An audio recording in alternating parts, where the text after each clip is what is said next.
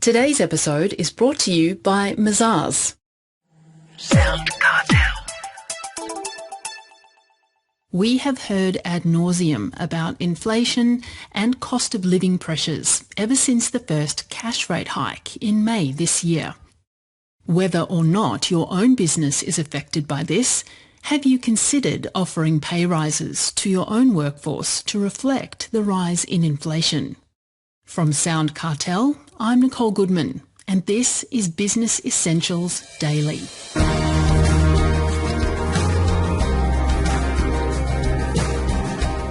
There's a lot to consider when it comes to pay increases. Can you afford it? Do your staff deserve it? And what's the right salary for your industry? For advice, we turn to HR specialist Karen Gately of Corporate Dojo. Chris Ashmore asks Karen, how important is it for business owners to stay on top of industry wages? Look, I think it's essential understanding what market we're operating in, who are the employers that we're competing with, what are they likely to be paying potential employees is an important way of then being able to be deliberate in the way that we compete for talent. You know, the reality is in order for us to attract and retain great people, then the pay part of the equation is an important one. So, yeah, I think maintaining that understanding of where do we sit relative to other employers is the starting point. How does a business know what the minimum award rate is for their industry, and when it changes, how do they know about that? It can be quite difficult to find out, can't it? Yeah, I think the starting point, the easiest place to go is to the Fair Work Commission, and their website has a list of all of the different awards and you can tap into that information. You know, you can also register for alerts where you're getting updated on when there are changes. And I think obviously understanding the award is just the starting point. You know, that's the minimum that we need to be meeting from an obligations perspective. But then also broadening out our understanding, okay, well, you know, what are other employers typically doing beyond award is also important. Well, there's been so much talk in the media these days about the rise of inflation and of course the rise of the cost of living and all that kind of thing. And in fact, the Fair Work Commission has ruled a $40 a week pay rise for minimum wage earners. Should businesses too be prepared to increase salaries of not just their lower wage earners but the whole staff in line with inflation?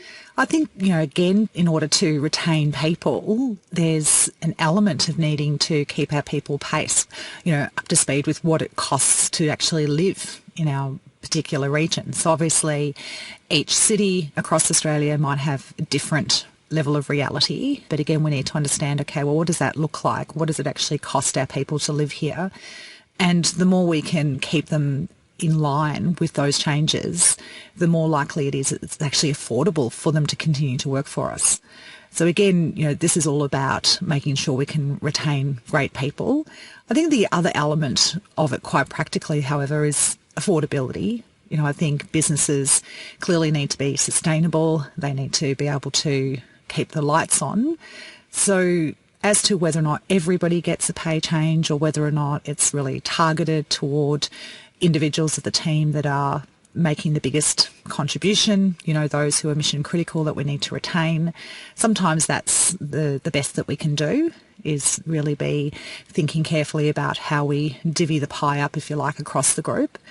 But, you know, year on year, I think that most human beings, in order to stay in a job, it may not be every year that they're getting some sort of increase in line with inflation, but certainly over a 3-year period, you would expect there's at least been a moment, if not two, where those changes have been made. Mazars is an international audit, tax and advisory firm committed to helping clients confidently build and grow their businesses. To find out how Mazars can support your business, visit mazars.com.au. That's mazars.com.au.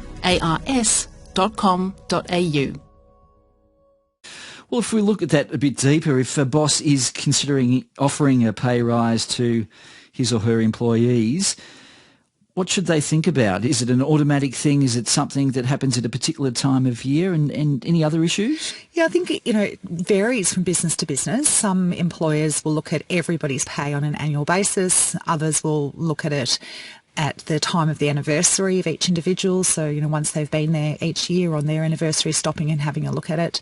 I think that the advantage of doing it all at once is that we can then go and do our market research, we can do our benchmarking, we can understand what that external landscape is rather than having to do that on a one-to-one basis.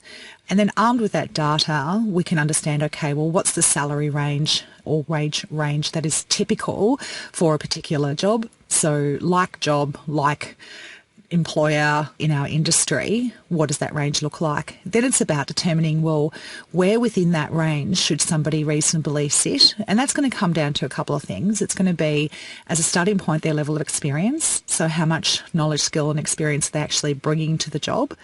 Somebody, if you look at, for example, a client service role, they've been in that job for 2 to 3 years, they're a solid performer, so they're meeting your expectations, is probably in most instances that 50th percentile of that market range is your starting point. That's where we know that 50% might pay more, but 50% are paying less, and this is a solid contributor.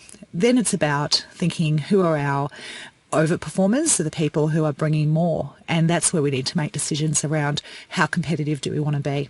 Do we want to be paying at the 75th percentile, for example, of that range, to make sure that there's far fewer employers that are going to potentially poach that person and pay them more money? Rarely do I see it as being necessary to pay people at the 100th percentile. I think that there is a lot more that people take into consideration. It's not just about pay. So long as our pay is competitive, that, people believe that it's a fair and reasonable reflection of what they bring, what their level of experience and performance is, then it becomes a neutral factor in terms of motivating engagement and performance. People will also take into account the culture of the environment, the career advancement opportunities, the ability to learn and grow, how much they just like working with their colleagues. All of those things start to play out as well in terms of people's decisions. So, again, understand the range, understand the logical point where an individual should sit within it, and just make sure that your confidence is competitive relative to that depth of talent. What if an employee asks for a pay rise, but you're not willing to give one? Either you can't afford it or they don't deserve it, or both. Yeah, I think this is when we have to have the challenging conversation, but I think we also need to have conviction, but we also need to have clarity. So being willing to have a conversation around why. And if it is affordability of the business, then be able to articulate why that is. Also give people insight to when you anticipate it may be more reasonable in terms of timing to do that review. So just to say a flat no is risky. People will then most likely start to look externally as to whether or not there are other opportunities for them. If it is performance related, then again, I think we need to have the courage to look people in the eye and say, we don't believe that you are contributing at a standard that requires a higher rate of compensation for that performance. And if we've done our benchmarking, we understand what the external world is paying, we're in a far stronger position to have these conversations. Look, we understand what the typical pay rate is for this job. We are confident that you are earning a competitive salary already. And then it's about helping people to understand what else would they need to do in order to be bringing greater value and therefore justify an increase. And that might be around furthering their capabilities, it might be around lifting their performance, it might be obviously undertaking greater qualifications. So helping people to see the path from where they are to where they want to be from an income perspective. If employees are asking me this question around how do I ask for a pay rise, my advice always is focus on your value to the business. How has that changed? How has that increased?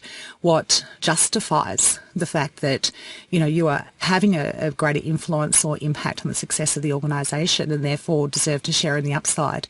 It shouldn't just be about, well, I've got more bills at home or I want to earn more money. That's not necessarily going to convince an employer that that's necessary. Well, any final thoughts, Karen, on what businesses should know about when it comes to giving pay rises? Yeah, I just want to reinforce that, if we are doing our research and we understand where we sit in the market, we're in a much stronger position to have these types of conversations and to build some rhythm around it, rather than just doing it on an ad hoc basis. waiting for people to put their hand up. Take a moment in time at some point in the year to stop, reflect, okay, what is the benchmark data telling us and what does that mean for the people within our organisation? There are plenty of freely available surveys, that give insight to salary levels. So we've already talked about award data, but you can also tap into, often large recruitment firms will have salary data that they're releasing on a regular basis. You don't necessarily have to go and engage a professional services firm to give you that information. There are people out there that provide data that help you to work through that process if it's something you want to invest in. But in my experience, look for 2 or 3 independent sources of insight. That might be jumping onto Seek, having a look at, okay, what's the typical going rate here in terms of those advertised rates, looking at those freely available surveys, potentially even talking to recruiters that you work with. What are they experiencing around the job level, the pay level for that particular job? So get your 3 independent sources and then make a judgment call. What do you think the range is looking like, and where do I need to put somebody within that?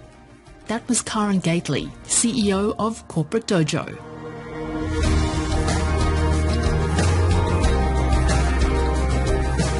This episode of Business Essentials Daily is produced by the team at Sound Cartel. Thanks for listening. I'm Nicole Goodman. We'll bring you more Be Daily tomorrow. Follow @BE Daily Podcast across social media and head to bedaily.com.au for more from the Business Essentials Daily podcast. Sound Cartel.